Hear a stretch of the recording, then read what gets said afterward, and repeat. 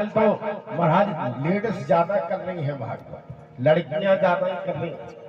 मेरे लिए किसी लेडीज से कोई महाराज ऐतराज नहीं है, नहीं लड़कियों से कोई नफरत है, लेकिन उसकी एक मर्यादा है, ग्रंथ की एक मर्यादा होती है। प्यार से बोलो जय श्री कृष्ण। लेडीज कैसी अवस्था में है, लड़की कैसी अवस्था में है, किसी को पता थोड़ी है। और भागवत थोड़ी महाराज ये पाप करने वाले को भी लगता है और सुनने वालों को भी लगता है। भागवत में लिखा है, ब्रक्तो वैष्णवो विप्रो वेद शास्त्र विशुद्ध कृत दृष्टांत कुशलो धीरा वक्ता कार्यों की निष्प्रहा। भागवत का जो वक्ता होना चाहिए वो केवल ब्राह्मण ही होना चाहिए, वो केवल विप्र ही होना चाहिए। विप्र माने वेद पाठी हो, संध्या बंदन करता हो, ब्राह्मण हो, वैष्णव हो। वैष्णव का मतलब सज्जन हो, सरल हो, ऐसा नहीं कि क्रोधी हो। कई महाराज इसके उदाहरण हैं। तो कहने का मेरा भाव है कि आजकल भागवत होती कहाँ है। हम कहीं जाते हैं भागवत करने तो आदमी कहते हैं महाराज मुझे तो भागवत ही सुनना है और सब नहीं सुनना है, क्योंकि टाइम पास करने के बहुत से साधन हैं आजकल। सारी दुनिया महाराज हाथ में देख लो,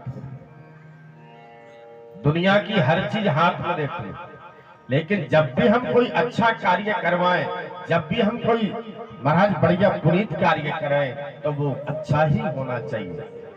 भागवत कोई टाइम पास थोड़ी है, भागवत कोई नौटंकी नहीं है, भागवत कोई ड्रामा नहीं है। भागवत तो साक्षात भगवान श्री कृष्ण का रूप है, भागवत तो दिव्य अनुष्ठान है। और जहां पर भागवत होती है, जहां पर भागवत की दिव्य चर्चा होती है, वहां का महाराज प्रभाव ही अलग होता है। वहां की जो भूमि है वो पवित्र हो जाती है। भागवत की कथा की आवाज जहां तक जाती है वो क्षेत्र महाराज पुनीत हो जाता है, शुद्ध हो जाता है। तो विद्यावताम भागवते परीक्षा, विद्वानों की जो परीक्षा होती है वो भागवत से की जाती है। इसलिए भागवत कोई साधन नहीं है। श्री सुखदेव जी महाराज ने बड़ी सुंदर दिव्य कथा का वर्णन किया। और महाराज जो प्रसूति के जो संतान हुई, सबसे जो छोटी संतान थी उनकी, सबसे छोटी जो लड़की थी सती, और सती का विवाह भगवान शंकर के साथ में हुआ। लेकिन महाराज एक बार दक्ष प्रजापति ने ही अपने दमन का तिरस्कार कर दिया, अपमान कर दिया। परीक्षित जी ने कहा कि महाराज ये सब कैसे हो गया। बोले एक बार दक्ष प्रजापति को सेनाध्यक्ष बना दिया, देवताओं का नायक बना दिया, और उसको महाराज बढ़िया पद मिल गया दक्ष प्रजापति को। जहां से भी जाता है लोग खड़े हो जाते, उसका स्वागत करते, सम्मान करते, अभिनंदन करते, वो बड़ा प्रसन्न होता।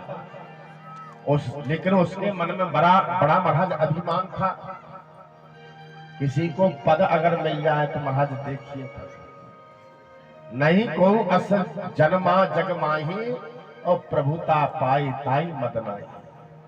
संसार में कौन ऐसा है जिसको पद मिल जाए और अभिमान न आए। अरे पद की, बहुत बड़े पद की तो बात अलग है। अगर गली मोहल्ले का कोई पार्षद बन जाए ना, कोई पार्षद, प्रधान, सरपंच बन जाए तो देखिए महाराज बड़े पद की तो बात ही अलग है। दक्ष प्रजापति के लिए देवताओं का नायक बना दिया, अध्यक्ष बना दिया, वो बड़ा प्रसन्न रहता। सुखदेव जी कहते हैं एक बार भगवान शिव भी उस सभा में बैठे हुए थे। होना तो था शांति समारोह, लेकिन हो गया महाराज और कुछ वहां पर। जैसे दक्ष प्रजापति ने प्रवेश किया तो जितने भी देवता थे, सूर्य, चंद्रमा, वरुण, कुबेर आदि, वो सब उठ करके खड़े हो गए और दक्ष प्रजापति का अभिवादन करने लगे, स्वागत करने लगे। लेकिन भगवान शंकर बैठे रहे। प्यार से बोलो जय श्री कृष्ण। उसने सोचा कि देखो मेरा जो दमान है कैसा बैठा है आराम से, सारे लोग तो उठ करके मेरा स्वागत कर रहे, अभिनंदन कर रहे हैं, मुझे वंदन कर रहे, और मेरा ये दामाद देखो, ये बैठा है आराम से। प्यार से बोलो जय श्री कृष्ण। लेकिन भगवान शंकर को मालूम नहीं था कि कौन आया कौन नहीं आया, क्योंकि भगवान शंकर तो समाधि में बैठे थे। उसने सोचा जब भी कोई अपमान करता है तो अपना ही करता है, दूसरा कोई नहीं करता है। अगर कोई उठ रहा होगा परिवार में, घर में, तो महाराज अपनों को ज्यादा चलन होती है, दूसरों को तो कम होती है। घर परिवार में अगर कोई उन्नति तरक्की करता है तो सोचता है भगवान इसका कब बुरा हो, भगवान इसका कब अहित हो, कब बुरा हो। लेकिन दूसरे के सोचने से होता कुछ नहीं है। प्यार से बोलो जय श्री कृष्ण। वो खुद ही बुरे हो जाते हैं। शंकर ने शंकर भगवान तो समाधि में बैठे थे। दक्ष प्रजापति सोचने लगा कि मैंने अपनी पुत्री का विवाह करके इसके साथ में बड़ा बुरा किया। कहां तो मेरी पुत्री और कहां एक बंदर, कहां तो मृगनयनी मेरी पुत्री जिसके नेत्र कमल के समान है, और कहां जो शमशान में रहने वाला बाबा। भला बुरा कहने लगा भगवान शंकर के लिए, लेकिन भगवान शंकर ने कुछ नहीं कहा। लेकिन जो भगवान शंकर के जो गढ़ थे वहां पर महाराज उनको क्रोध आ गया, और एक दूसरे में महाराज श्रापा श्रापी होने लगी। होना था शांति समारोह और होने लगा क्रांति समारोह। प्यार से बोलो जय श्री कृष्ण।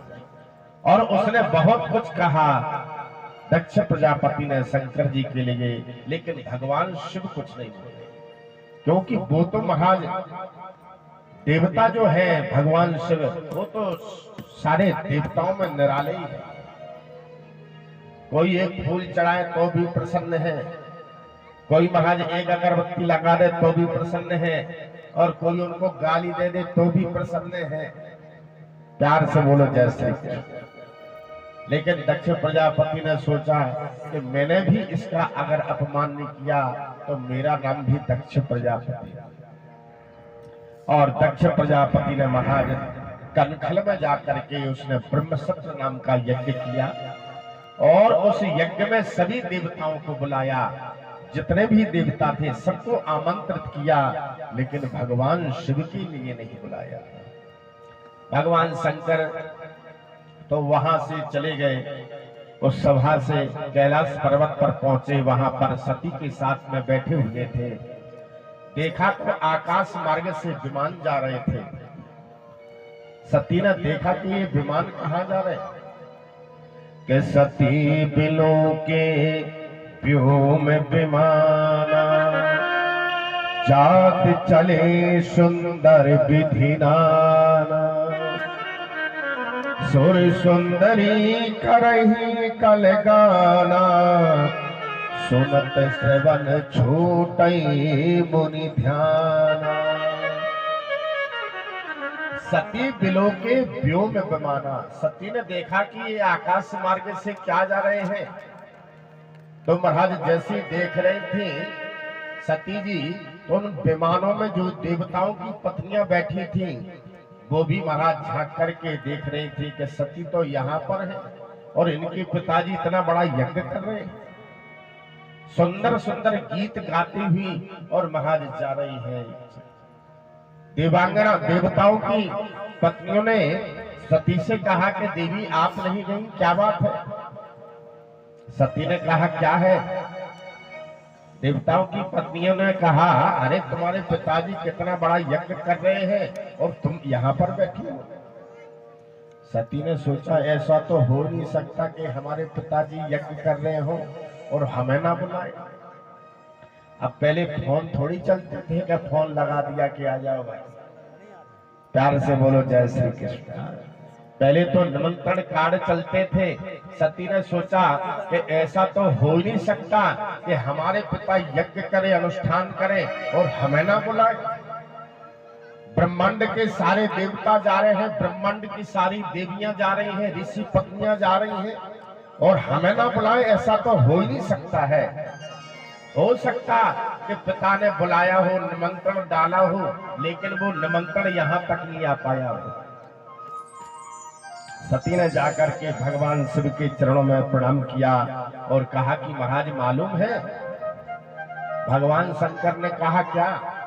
बोले आपके ससुर जी यज्ञ करा रहे हो और आपको मालूम नहीं कि प्रजापतस्ते सुसरस संपितम निर्यापितो यज्ञ महोत्सवाकिला वयं च तत्राभिसराम पामते यद्यर्थिथामि तम ताम तमाम भुजा। सती ये भी कह सकती थी कि हमारे पिताजी यज्ञ करा रहे हैं, लेकिन सती जो है चतुर की पुत्री है। दक्ष माने होता है चतुर, और चतुर की जो पुत्री है वो सती है। सती ने सोचा कि अगर हम ये कहेंगे कि हमारे पिताजी यज्ञ करा रहे हैं तो कहीं भगवान शिव के लिए बुरा ना लग जाए, इसलिए प्रजापतिस्ते सुसरस संपितम। सती ने कहा आपके ससुर जी कितना बड़ा यज्ञ करा रहे हैं और आप आराम से यहाँ बैठे हैं। भगवान शंकर ने कहा कि देवी हमारे लिए निमंत्रण ही नहीं आया तो हम क्यों जाए।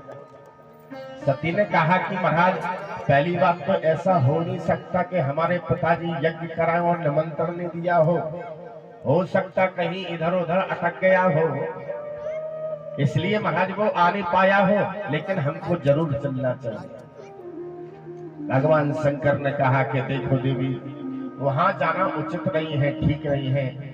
भगवान शंकर ने पूरा वृतांत सुनाया और महाराज सती ने कहा लेकिन महाराज मैं तो नहीं मानूंगी, मैं तो जाऊंगी जरूर। भगवान शंकर ने कहा जहां आओ नहीं, आदर नहीं, नैनन नहीं सने, तुलसी वहां न जाइए जहां कंचन वर्षे में।